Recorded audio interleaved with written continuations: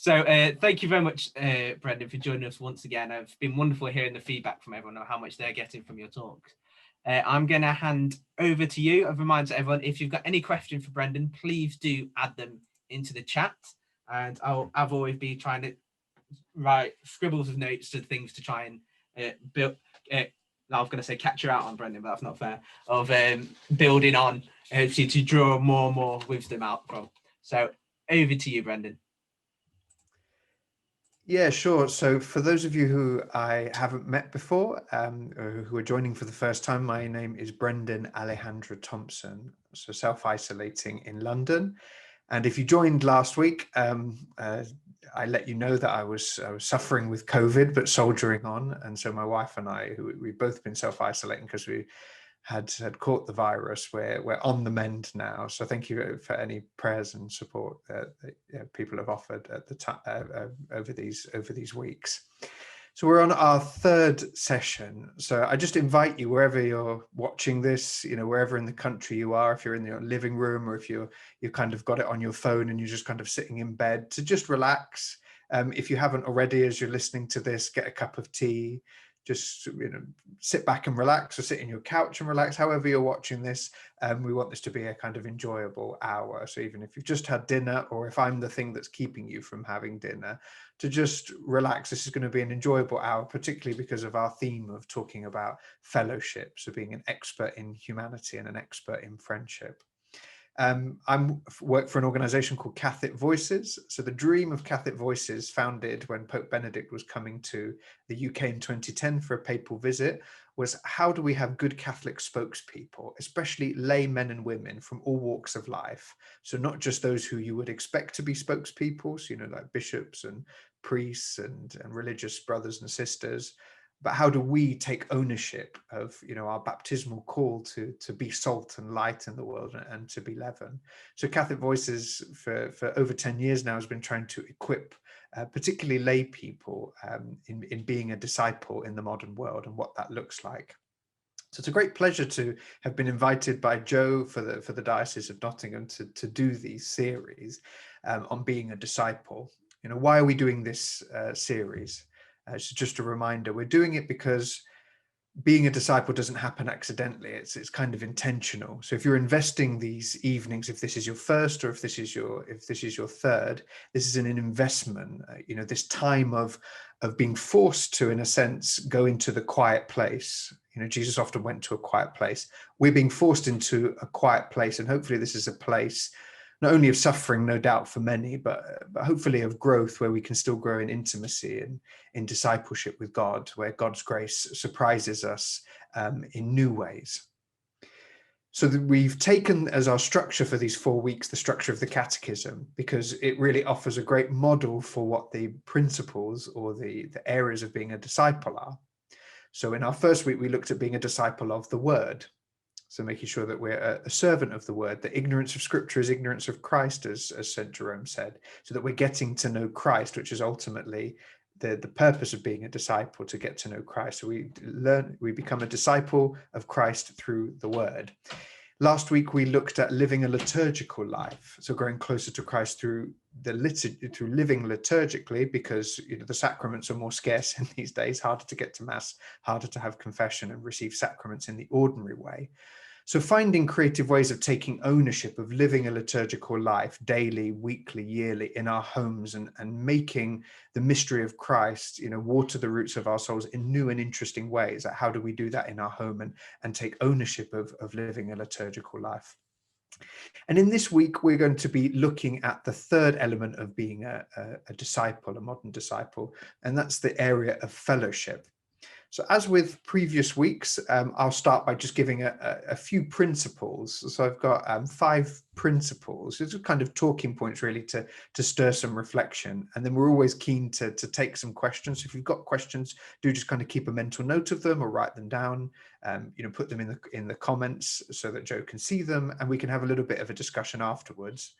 And then I'm keen also to scour the wisdom that's in this webinar. There's lots of different people with different experiences. So the breakout rooms are a great chance to be able to discuss and to kind of share something of what we've heard, how it's impacted us, and what it reminds us of. So without further ado, we will start this webinar, and I'm going to disappear into the corner of being a disciple. So the subtitle is saying is being an expert in humanity. Before I start, one of the things I guess that's at the heart of everything you might say of being a disciple is not about an obligation like we saw last week. Religion, coming from the Latin relegare, is about relationship. So yes, love obliges us in the same way I'm obliged, even when I don't feel it, to change my daughter's nappy. But I do it in a sense of not liking it in that moment, but loving my daughter and doing and wanting what's best for her.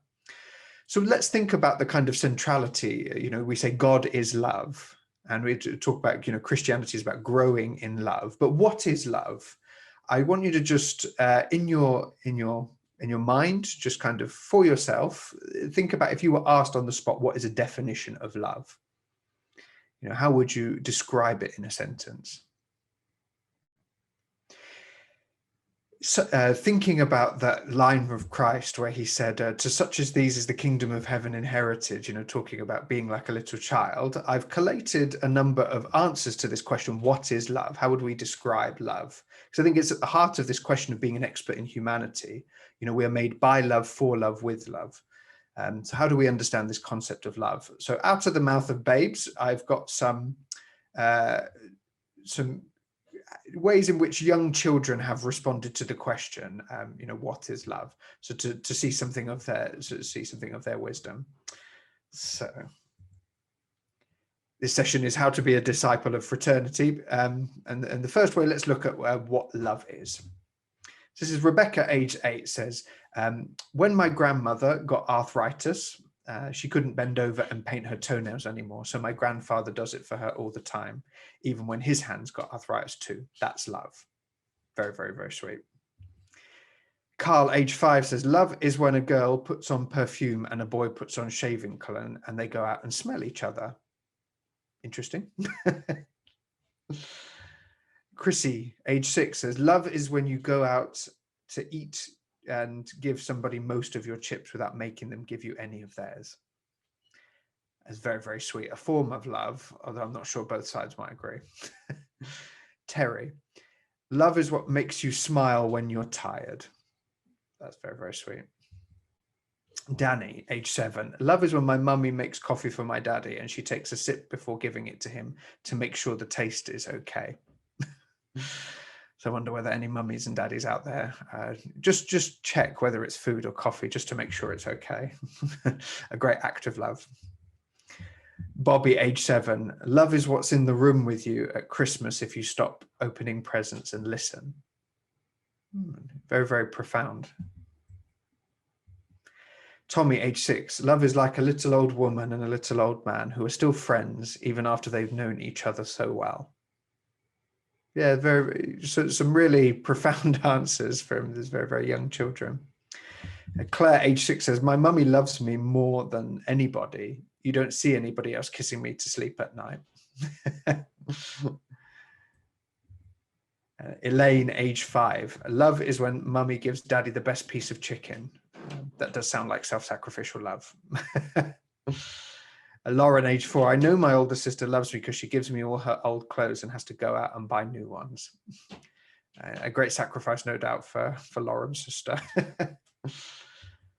Jessica, age 8, you shouldn't really say I love you unless you mean it. But if you mean it, you should say it a lot. People forget.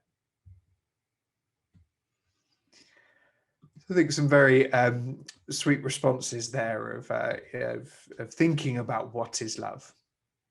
And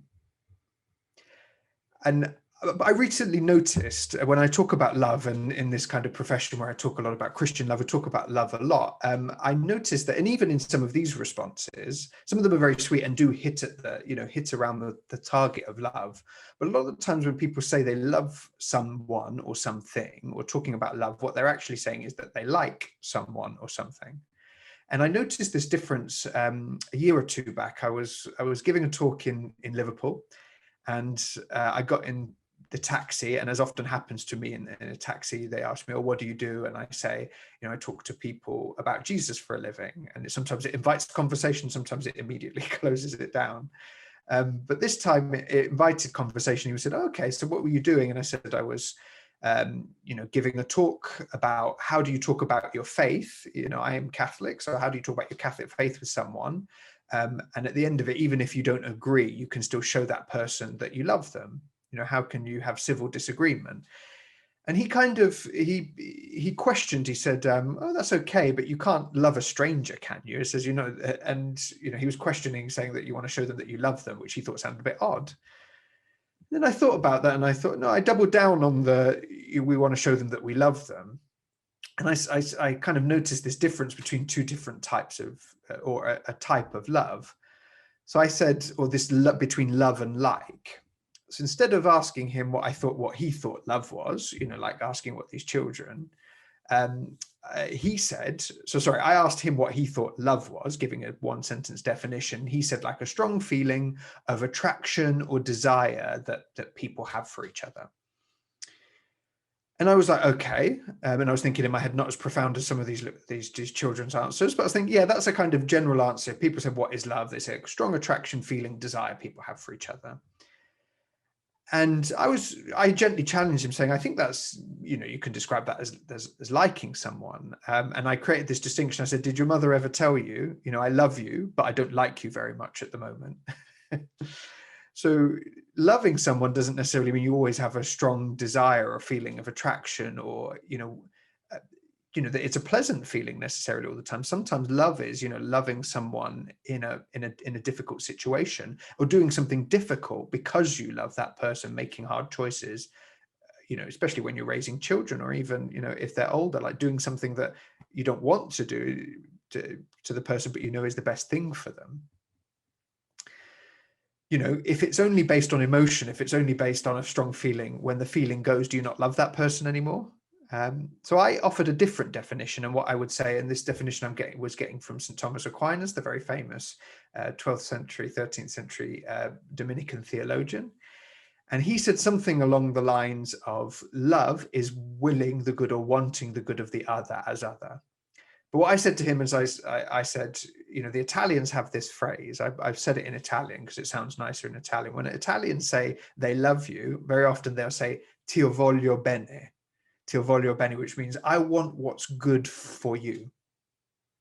It's a very, very, very beautiful conception of friendship, right? Ti voglio bene. I want what's good for you. And I thought about this in relation to the gospel, willing the good of another.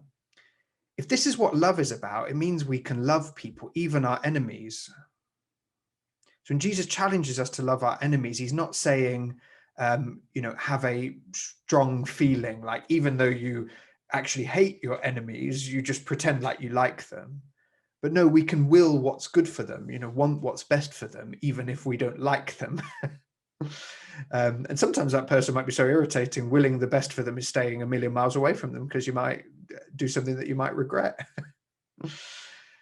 So Jesus isn't asking us to have a deluded or a fake affection for someone, but is asking us to will the good of another, even when it's really hard, because that can be radically transformative. And I think this subtle distinction of defining love in the right way, especially when we're thinking about how to be a disciple of fraternity, I think is really, really important. And it makes it possible to love even a stranger, even an enemy.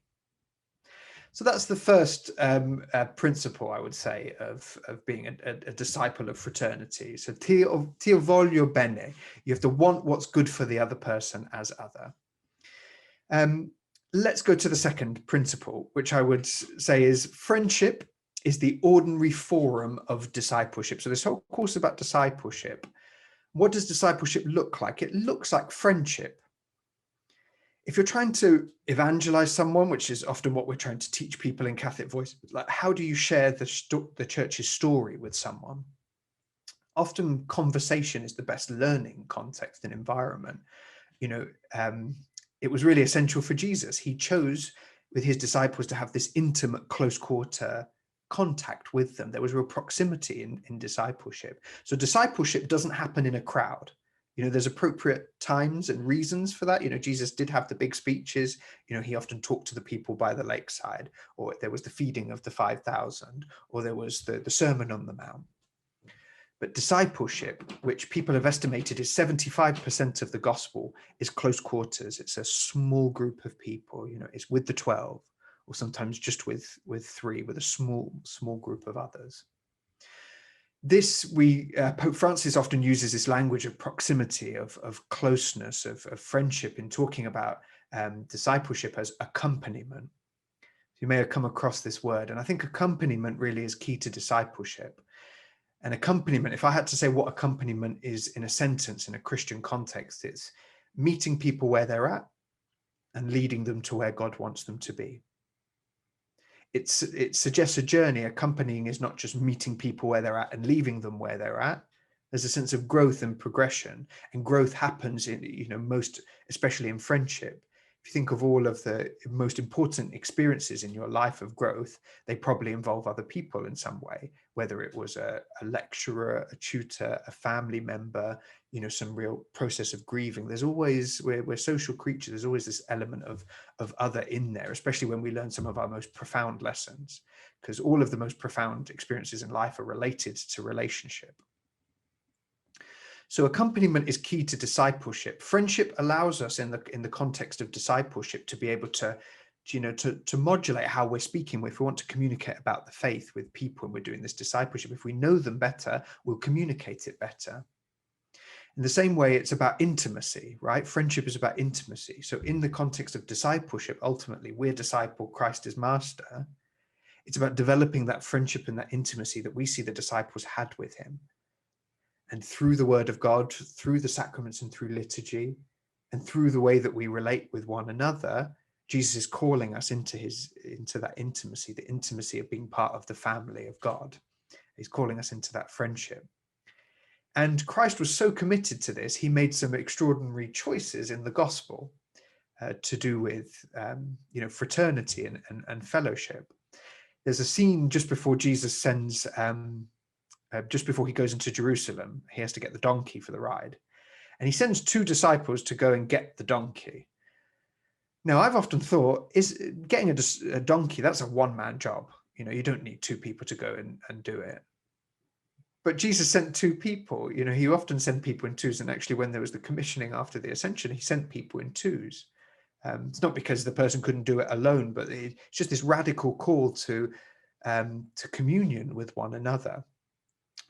It's often said that the clearest sign of God's paternity is in our fraternity. We see God as Father in the way that we have relationships with one another. So Christ was very, very clear in trying to create friendship as the ordinary space where discipleship happens, not only with him, but with one another. And if you want to see a really good modern depiction or example of this in the gospel, if you're looking for some films to watch, maybe you need to fill the time in lockdown, I really recommend a film called Paul, the Apostle of Christ.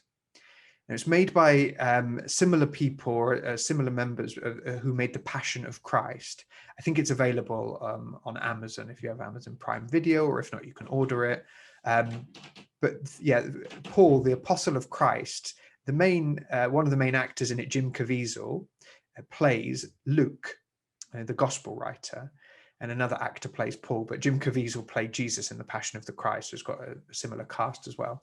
And in this film, it really shows the friendship, which I'd never really appreciated before, between the Apostle Paul and Luke, the gospel writer. And in it, you can see how this dynamism of their friendship, that friendship is really powerful, that things come from friendship. And we see, because Paul and Luke wrote 2/3 of the New Testament. We've got the letters of Paul, but also Luke, and Luke is the author of Acts of the Apostles as well. So friendship, the ordinary forum of discipleship, is a fruitful place. From friendship comes grace. Christ wants us to be in relationship with others, and it's something that's, it promotes growth at all sorts of levels.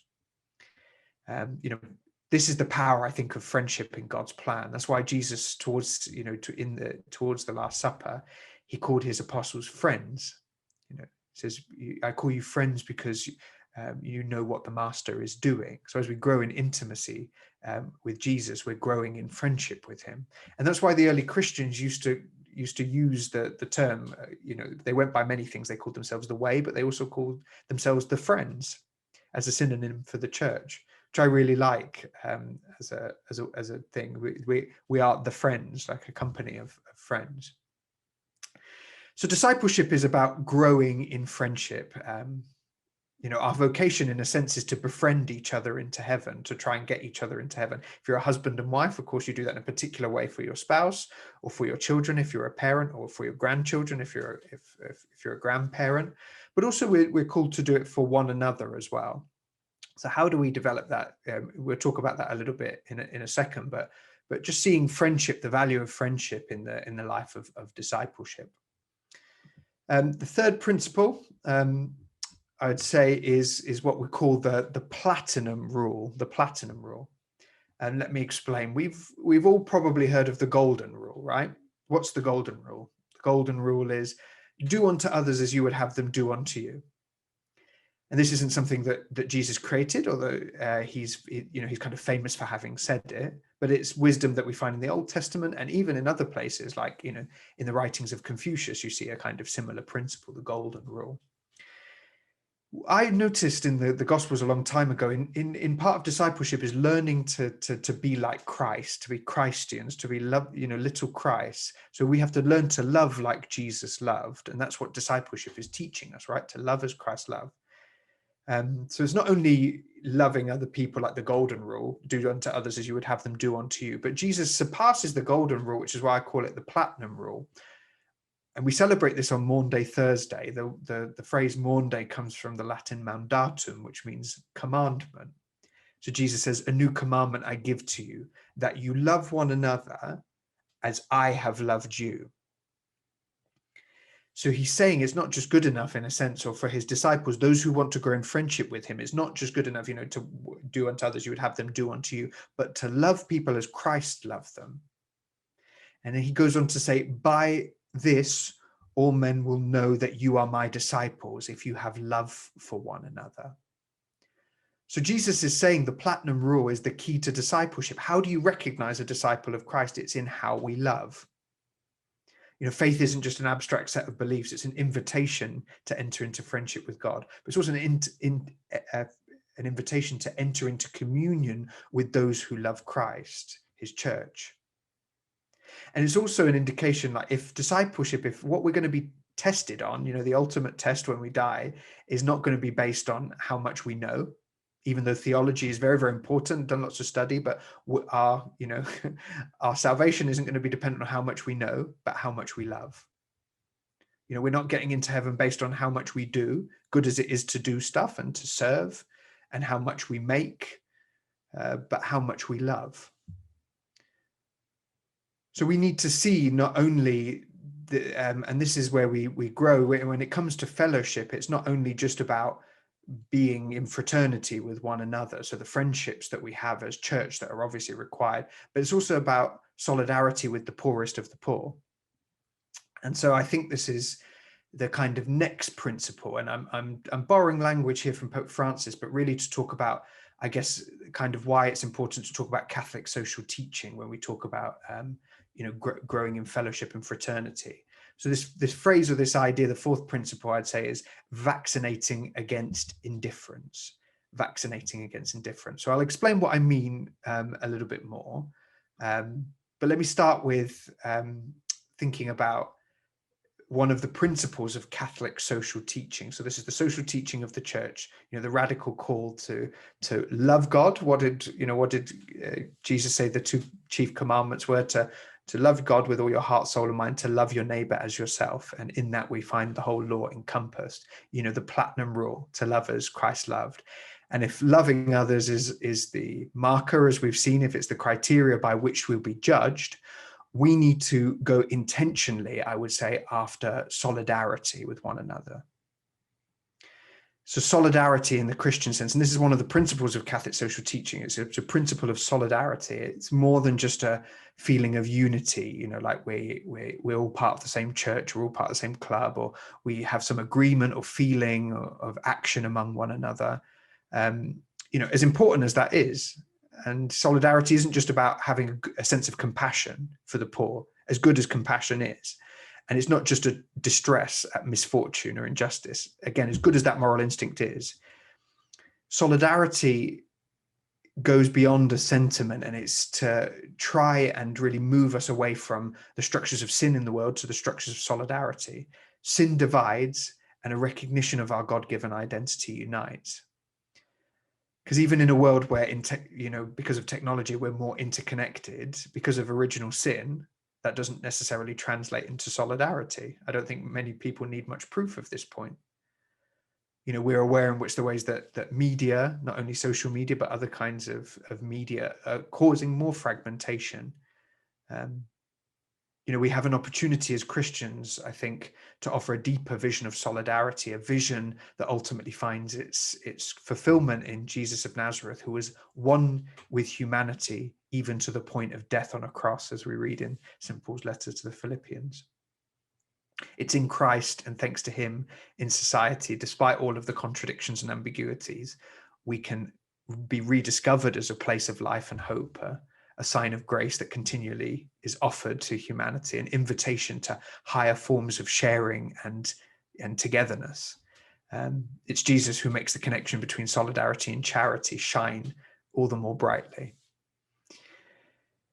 So that's a little bit about solidarity. And I think it's important because one of the things that Pope Francis, I think, is quite powerfully echoing at the moment. And if you want to read more about this, I'd say read his latest encyclical Fratelli Tutti, which is on fraternity, which is really our kind of topic for this evening. So you want to read more, read Fratelli Tutti, but also a recent book that he's produced called Let Us Dream. And in it, he talks about the kind of opposite of solidarity. And I think the opposite of solidarity is indifference. It's to be locked in one's own world. And we see this in Pope Francis's many, his choices that he's made as a pope, choosing to go to the margins. Who does he highlight? He highlights the plight of the migrant, like he did in Lampedusa in 2013, to not just see migration as this kind of, it is a huge complex issue, and we can often feel in the face of it, well, what can I just do as an individual? So his and I'm quoting here from Let Us Dream, his book, he says, the abstract paralyzes, but focusing on the concrete opens up possible paths.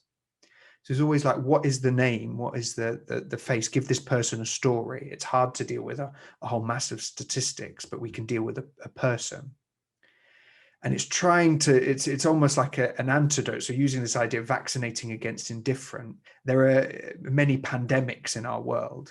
And one of the things Pope Francis is saying in his book, just as a way of kind of almost entreating you to read this book, very, very short book. He says, despite the fact that COVID is really bad, and I don't want to undermine, having experienced it myself and knowing lots of people who have had friends and family die of it, it is an exceptionally tragic pandemic, and I don't want to lessen the seriousness of it.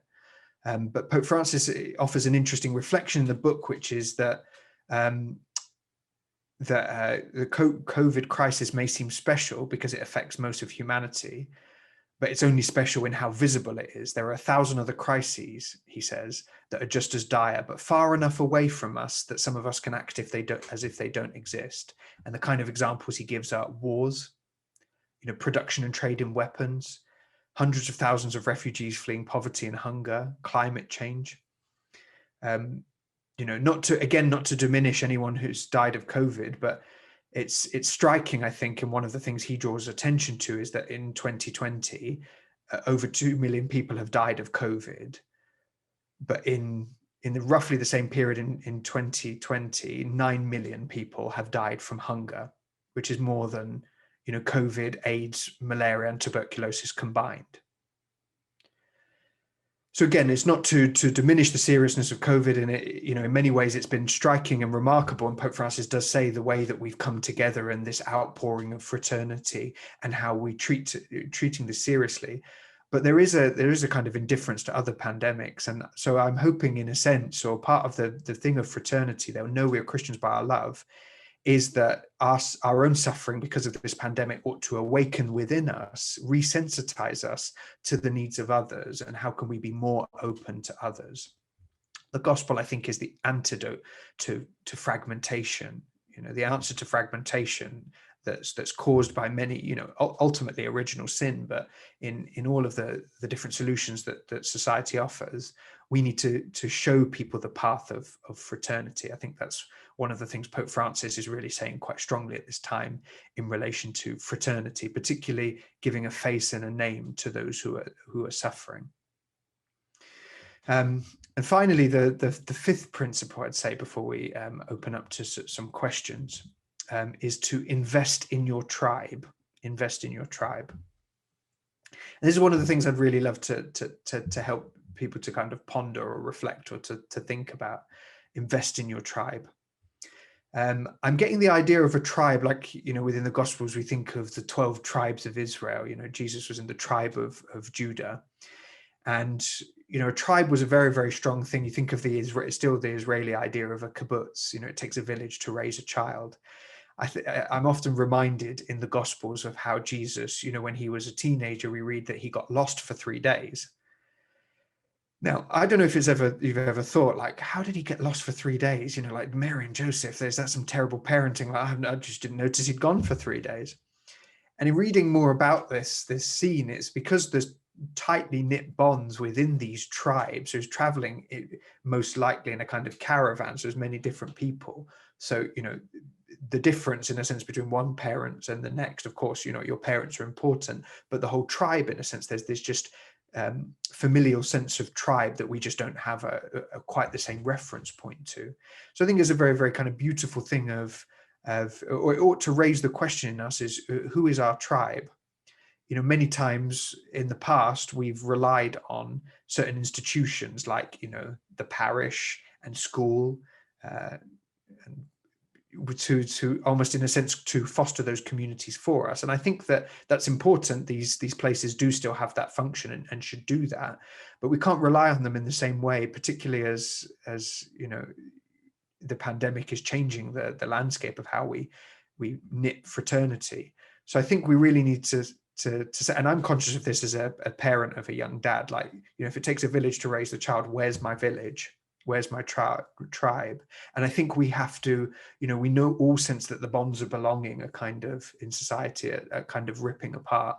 So hopefully something of the pandemic helps to underscore the need to invest in relationship. For many of us, we're on a very long Lent. We're having to fast, in a sense, from seeing people in the way we would like to. So I'm not saying God intended the pandemic or is putting it as a punishment on us, but God is permitting this to happen. And so we can take, I think, some spiritual lessons from it.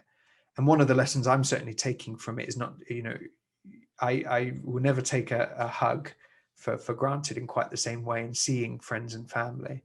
So I think really being intentional about community, investing in our tribe, who are those people closest to that we can grow, particularly in faith. And I think that's, that we'd be so happy. Who are those people in our tribe? I think it's a question. Many people, it's a great sadness that they don't have many friends in their parish or don't know anyone else in their parish. So I think, how do we knit these kind of communities from the ground up? I think that's one of the kind of cores, I'd say. So just to summarize our 5 principles, and then kind of opening up to any thoughts and questions. So Ti voglio bene, beginning with the good definition of love, wanting what's best for the other, seeing friendship as the ordinary form of discipleship. Think about the platinum rule, learning to love as Jesus loved. It's how we'll be recognized as a disciple. Vaccinating against indifference. How do we be intentional about building solidarity? Solidarity in our God-given identity, and investing in our tribe. Where is our village? How are we going to grow and re-knit the bonds of belonging, from the ground up, one family to one family, one friend to one friend. So those are some initial thoughts on principles of being a disciple of fraternity. So I think we'll invite Joe back now to kind of curate some questions, and maybe ask them himself before we send you off into some into groups.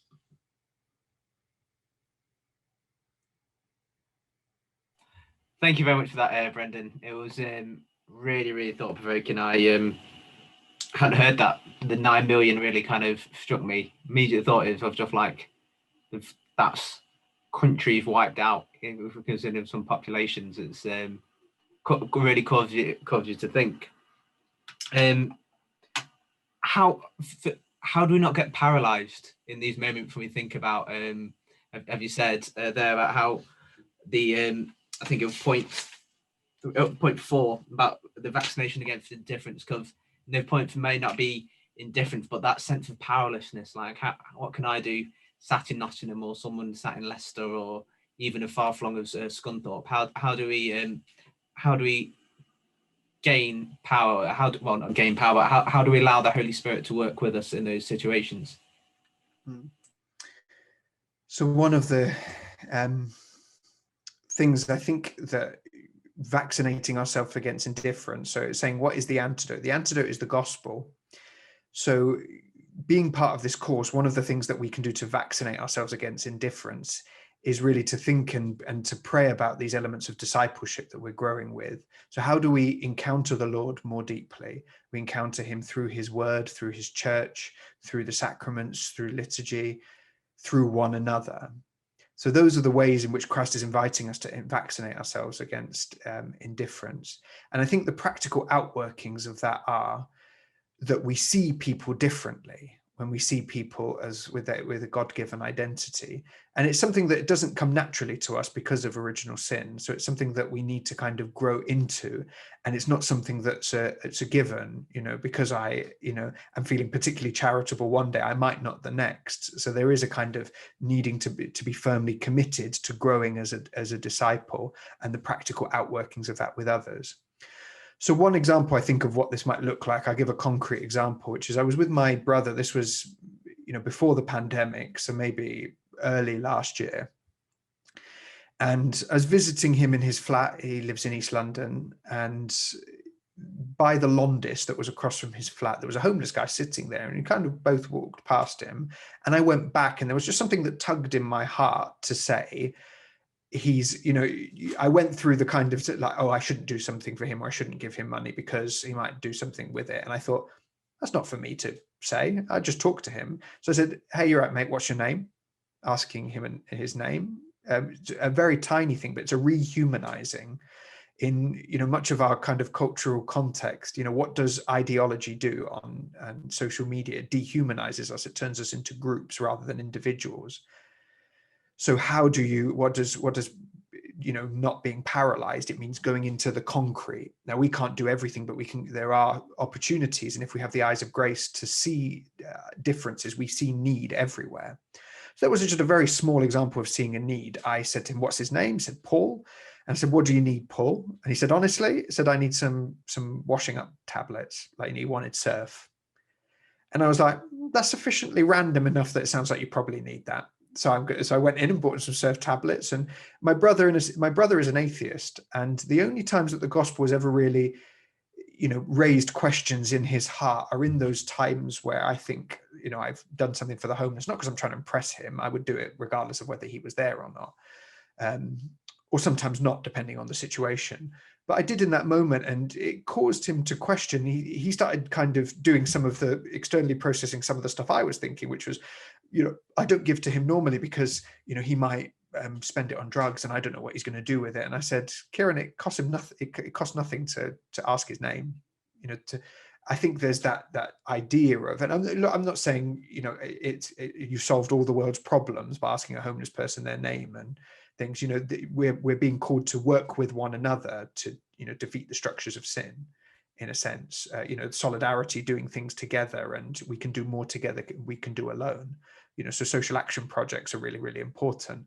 But it doesn't take away, like, because I give money to this and that charity, it doesn't take away the individual transformation that has to keep going on, and I need that renewal of grace every day, because otherwise I think of that line from the prophet Jeremiah, it's the breaking of the heart of stone. He asked the Lord, take away this heart of stone and give me a heart of flesh. And I feel that, right, when I encounter other people, like, I haven't got time for this person, or I feel that heart of stone coming in and closing me off to the world of the other, to either accompaniment, listening to them, wanting, sometimes you'll know this as a parent. I think I spoke about this example before. As a parent, you analyze the situations of your life. Sometimes I just want to ignore my daughter or just let her do whatever her own thing and just be on my phone and think, well, actually the heart of flesh in this moment, and to the other is trying to be present, which is a work. Being a disciple requires a certain amount of discipline. There is a hard work. So all this kind of nice stuff of be nice and open your hearts to the other and vaccinate against indifference. It is hard work. It's the work of allowing the breakthrough of grace to happen and to chip away at our heart of stone, constantly, in a sense. And a lot of this is investing in your tribe. It means going after people and messaging them and making sure they're okay and asking about their lives. And if we don't have those kinds of friends who are Catholics or Christians at the moment, we have to treat other people as the kind of friends we would want. We have to invest in that relationship first, in a certain sense, and to go with people and to be brave and to put out there and say, like, do you want to start a Bible group together? I really kind of in the pandemic, I want to invest more in this kind of friendship, sell them the vision of this kind of fraternity. Following on from that, I totally agree. It reminds me of, I think it would be the last week or the week before in the gospel, where we have Andrew just going up to Peter, his brother, and just saying, like, come and see, like think of found the Lord. And we think actually it's going to take forever to get a big group together, but I think the power of invitation is really, really key. Like, after inviting one person, or maybe inviting three people, just to meet with you. And if you get 1 out of 3, that's still 2, and then that person can invite someone else, and that's really how the gospel has spread. So I've found that really a little reminder that we're not called to maybe call millions, but we are called to call one. And sorry, to carry on that. Yeah, no, only to say that's so true. Like Jesus, it's often said as a kind of trite line, but it's true that Jesus started with 12. There is a kind of spiritual multiplication that will happen. We're not, it's God who gives the growth, but yeah, we're called to push out of our comfort zone and do some of that inviting. So you maybe even be part of groups. And what often happens in groups in the church, and it happens in groups I'm a part of, I haven't got any special silver bullet, but I recognize the problem of what they call the holy huddle, which is I've got my group of friends in the church and we do our thing and we haven't had a new member in 50 years. So there is a ossification that happens. That's a kind of hardening of the hearts. It's, how do we open up and think in new ways of how do we bring people in? So if there's something that, obviously, if there's a group of people meeting together, so I'm not being flippant, if there's a group been meeting for 50 years, clearly that's servicing a need and there's a really good thing. But how do we anticipate the needs of others? Sometimes in the church we can be really bad at that. Hospitality, we'll think about this a moment in questions, but Catholics are not known in parishes for being the most hospitable or the most welcoming of people. It's often to our great shame. It's our Christian brothers and sisters put us to shame in this.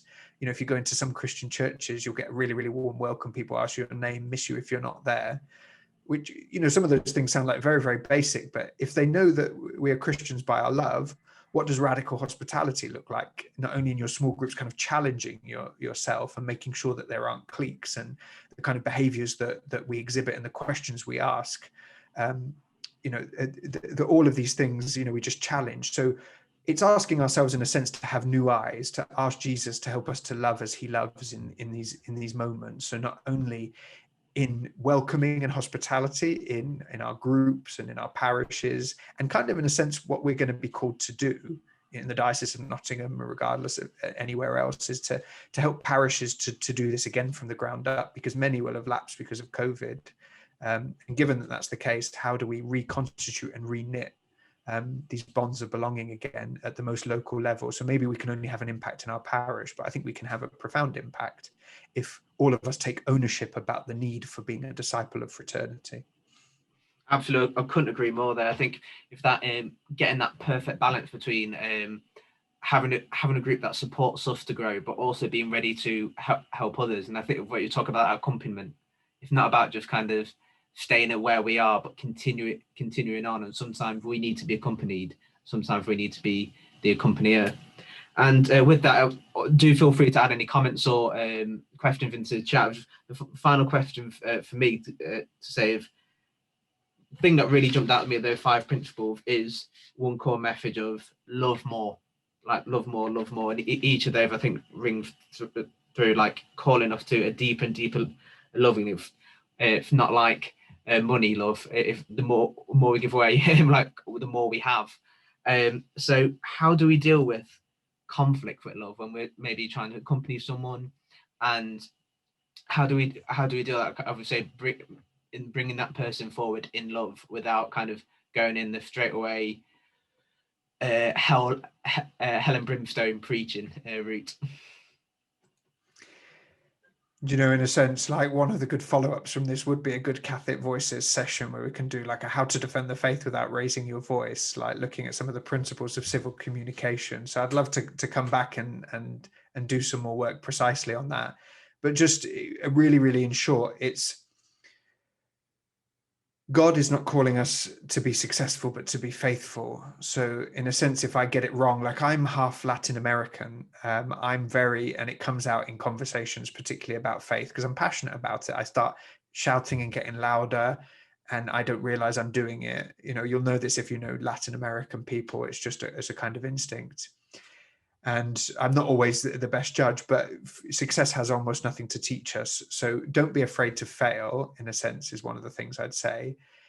And as we encounter more of the kind of arguments, you know, the ways in which people can be flippant, the ways in which people can hurt us, and even if they don't realize they're hurting us, you know, it's not that we're becoming desensitized to it, but we become used to it. In a sense, we're allowing our hearts to be transformed. So we're not just taking it personally, or we can, you know, pray about it. So rather than it becomes a thing that's affecting my ego, it's a thing that's affecting my heart. I'm making sad. So I redouble my prayer for someone. But, you know, the solution is, like, as you're saying, how do I love more in this situation? Love more. And love means sometimes doing a hard thing for somebody, you know, like somebody who's suffering from addiction, and, you know, you have to stage an intervention or something, or say a difficult truth to someone. You know, how do you do that with love? Well, one, we need to pray for our hearts to be softened, because there's this whole aspect. And one of the ways is knowing that I'm a sinner. You know, before I say something, you know, how do I know I've got the plank in my own eye? So how do I do it in all humility? Like, have that sense of, I don't know that person. You know, I don't know that person's life and their struggle. So how do I be charitable? St. Ignatius calls this the he calls it in the spiritual exercises the can't remember off the top of my head what the principle is called, but basically it's kind of assuming charitable intentions. If anyone knows what I'm talking about in the spiritual exercises, please do put it in the chat. But it's assuming the best motivations of the other person. So how can I just assume the best? I think I shared this maybe a couple of weeks back, but one of the principles from the early church fathers about resolving conflict is to say, put it in this 3-stage formula, which I really love.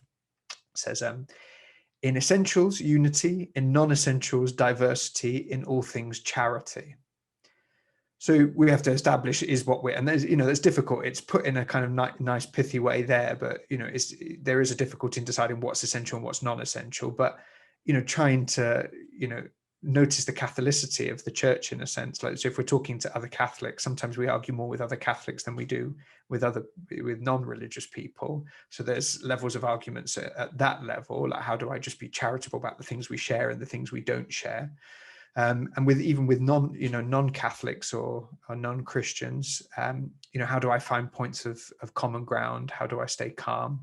You know, it's something you have to train your heart to do it. So I think many of the things we're doing in these weeks, like, you know, in sacred scripture, turning to Christ for advice, as St. Francis of Assisi said, having this pattern of liturgy in my life, and making sure that I have the good example of others, because it's like spiritual osmosis, being with other good people. You know, we need the encouragement and we need the support of others.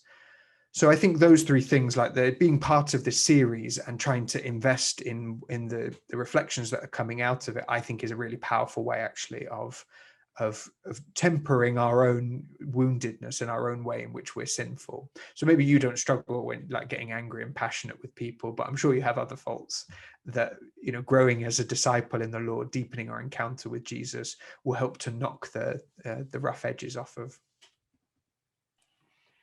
Yeah, I'm very similar to you there, Brenden. Of fighting my toenail sometimes. So that's the main kind of things that I drew out, and look like we've had any questions into the or comments into the chat. So it might be a good time to go into groups. Brenden will explain in a second about what we'll discuss in the groups. I think we've had some issues in the last couple of weeks where I think groups haven't worked out balance-wise. So once they start, it may be that you might get switched around the rooms just in case there's one group where lots of people in it, or one with only one or two. So hopefully that'll even out. So you might say, oh, I'm in a room, and then suddenly you move to another room. Bear with it for a minute or so, and then it should be finalised. So Brenden, do you want to explain what we'll be discussing in the groups? Yeah, sure. So I'm very conscious that some people will have to leave on the hour. So we'll probably be staying until 1:15. So we'll have about 5 minutes in the room, say 5 to 7 minutes, just chatting with one another. So if you have to leave as quickly as possible so that then Joe can rearrange the rooms. But I would say if you're able to stay for the next 15 minutes, is a good way of already investing in fraternity and just trying to build and share with others.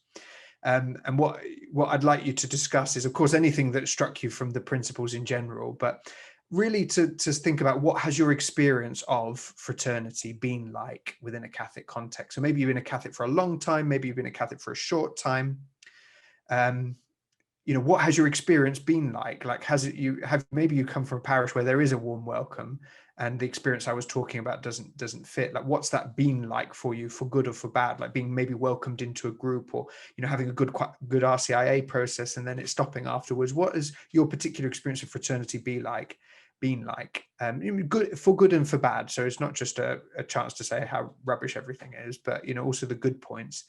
And then the follow-up question really is, given the need that the pandemic is going to, the need for fraternity, as Pope Francis is saying, where have you seen this done well? How might we improve? How might we be? So partly this is a session for the Diocese of Nottingham to think, how can we improve our parishes, to kind of help to help the clergy, and to take ownership of all of these things, and to say, maybe I can take, if you've got a list of old people in the parish who need calling because they're not getting onto the live stream, I'm happy to do a ring round, to find those creativities, to love more, to find those concrete situations for reknitting, or asking the priest and saying, I want to start some group and, find fraternity. I'm in this situation, like I'm a single parent, or I'm older, or, whatever your kind of situation of life is, who are these other people in the parish and how do we build fraternity? So thinking about, what has your experience of fraternity been like, and how might we, in light of the pandemic, grow more in fraternity? That's the main question, I think, to focus in on. You might want to talk a little bit as well about like what your experience of charity has been like and how we can grow in it. But I'm conscious with 5 minutes, it's not going to be very, very long to talk. So maybe just concentrate on the kind of building fraternity, particularly for our, particularly on a local level, like in parishes, in our local communities. How do we build our tribe? How do we build our village? Do you have a tribe? What's been working for you, or what's been your experience of that? So 5 to 7 minutes, what's been your experience of fraternity like, and how might we as individuals and as communities grow in fraternity, in answer to Pope Francis's call in his newest encyclical? So there's your kind of 2 questions to go away with, and any other reflections you've had from this time. So let's have 5 minutes, and then when we come back, I'm going to set some homework, a way to kind of get going with this. So do stay for a kind of roundup of this week's session, and to find out how we can grow in fraternity more in the coming week. So I think Joe will put you into rooms now, and so 5 minutes. Make sure to introduce yourself, to say hi. Very, very simple things like that. We can start building more welcoming by being welcoming and saying hi. So don't be afraid to introduce yourself, and to just kind of share some reflections of what your context and situation has been like. Excellent. So hopefully this should be all balanced. If not, bear with me, and it should be within 30 seconds of you going into rooms. God bless. See you in about 7 minutes.